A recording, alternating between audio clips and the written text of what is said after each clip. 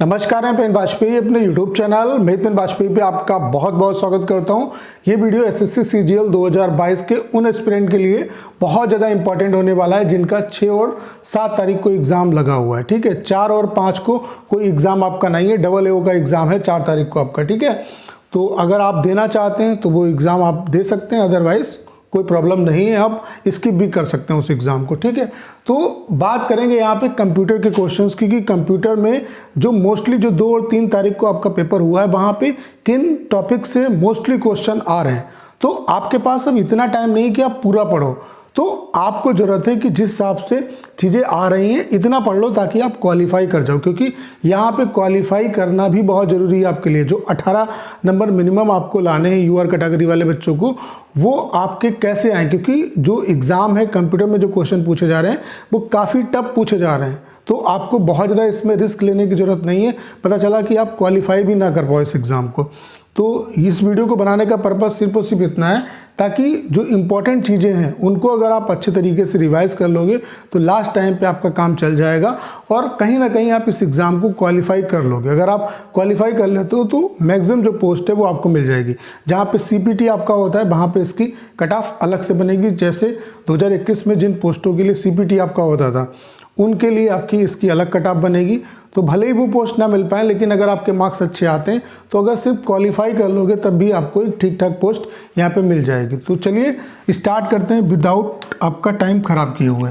तो कुछ जो इम्पोर्टेंट टॉपिक हैं वो मैंने यहाँ पे आपको बता रखे हैं, बहुत ज़्यादा मैंने टॉपिक आपको नहीं बताए। तो इन टॉपिक को अगर आप मतलब अच्छे तरीके से रिवाइज कर लेंगे तो आपका काम चल जाएगा। जैसे शॉर्टकट कीज से बहुत ज़्यादा क्वेश्चन आ रहे हैं, वो शॉर्टकट कीज वर्ड की भी हो सकती हैं, ठीक है, पावर पॉइंट की भी हो सकती हैं, एक्सेल की भी हो सकती हैं। तो जितनी भी शॉर्टकट कीज हैं इनको आपको अच्छे तरीके से रिवाइज कर लेना है, क्योंकि यहाँ से क्वेश्चन आपके पूछे जा रहे हैं। ठीक है, तो शॉर्टकट की जो हैं वो आपके लिए इंपॉर्टेंट है, इनको आप अच्छे तरीके से रिवाइज कर लो। ठीक है, उसके अलावा जो कंप्यूटर वायरस है उससे रिलेटेड जितने भी क्वेश्चंस आपके वायरस से रिलेटेड हैं, कंप्यूटर में जो वायरस होते हैं उनसे रिलेटेड जितने भी क्वेश्चन है वो आपके आ रहे हैं। तो कंप्यूटर वायरस से रिलेटेड आप चीज़ों को पढ़ लीजिए, अच्छे तरीके से रिवाइज कर लीजिए जो भी सोर्स आपके पास है।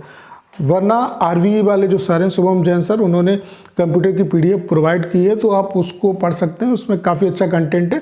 तो उसमें ये जो टॉपिक मैं आपको बता रहा हूँ इनको आप पढ़ सकते हैं, आपको बहुत ज़्यादा उससे हेल्प मिल जाएगी। ठीक है, उसके अलावा जो डिवाइसेस हैं उनको आप अच्छे तरीके से पढ़ लीजिए, क्योंकि डिवाइस से क्वेश्चन आपके पूछे जा रहे हैं। ठीक है, तो ये एक इम्पॉर्टेंट है। उसके अलावा मेमोरी से रिलेटेड आपके क्वेश्चन पूछे जा रहे हैं, जैसे कि आपका कैश मेमोरी है, प्राइमरी मेमोरी है, ठीक है, उसके अलावा सेकेंडरी मेमोरी है, इससे भी आपका क्वेश्चन जो है वो बन रहा है। तो ये भी आपके लिए इंपॉर्टेंट टॉपिक है, इसको भी आपको रिवाइज करके जाना है। ठीक है, उसके अलावा जो बेसिक इन्फॉर्मेशन है कंप्यूटर की, ठीक है, उसको आपको अच्छे तरीके से देख लेना है। ठीक है, जो भी मतलब आपकी मतलब एक्सप्लेनेशन है, जैसे जो कंप्यूटर का बेसिक स्ट्रक्चर है, सीपीयू है, मॉनिटर है, ठीक है, अदर जितनी भी चीज़ें हैं। ठीक है, उसके अलावा जो इंपॉर्टेंट फुल फॉर्म्स हैं इनको आपको अच्छे तरीके से रिवाइज कर लेना है। तो अगर आप इतना कर लेते हो, और मुझे ऐसा लगता है कि बहुत ज़्यादा टाइम आपके पास नहीं है तो बहुत कुछ आप नहीं पढ़ सकते, लेकिन इतना आप रिवाइज कर सकते हो। तो अगर आप इतना रिवाइज कर लोगे तो आपको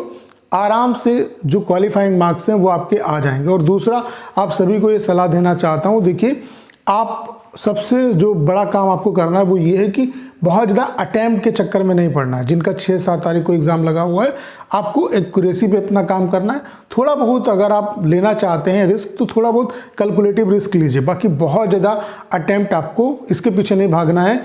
जितना आपसे हो रहा है उतना आप अटैम्प्ट करने का प्रयास करिए, बाकी बहुत ज़्यादा रिस्क नहीं लेना, क्योंकि 1/3 नेगेटिव मार्किंग है। उसके अलावा कंप्यूटर के पेपर में आपको बहुत ज़्यादा रिस्क नहीं लेना है। जो क्वेश्चन आपको आ रहे हैं वही करिए। अगर आपको लग रहा है कि इतने क्वेश्चन आ रहे हैं इनसे आपका एग्ज़ाम क्वालिफाई हो जाएगा तो 1-2 क्वेश्चन पे आप रिस्क ले सकते हो। अदरवाइज़ कुछ स्टूडेंट क्या कर रहे हैं कि उन्होंने मैक्सिमम जो क्वेश्चन है 20 के 20 क्वेश्चन अटैम्प्ट किए, तो वो गलती आप मत करना, क्योंकि उससे आप एग्ज़ाम से बाहर हो जाओगे। और यहाँ पे ये जो पार्टिकुलर आपका एग्ज़ाम है कंप्यूटर का, जितने भी अलग अलग एग्ज़ाम हो रहे हैं, चाहे वो मैथ और रीजनिंग वाला सेक्शन हो, चाहे वो इंग्लिश और जीएस वाला सेक्शन हो, चाहे कंप्यूटर का, इन सभी में आपका नॉमिनेशन होगा।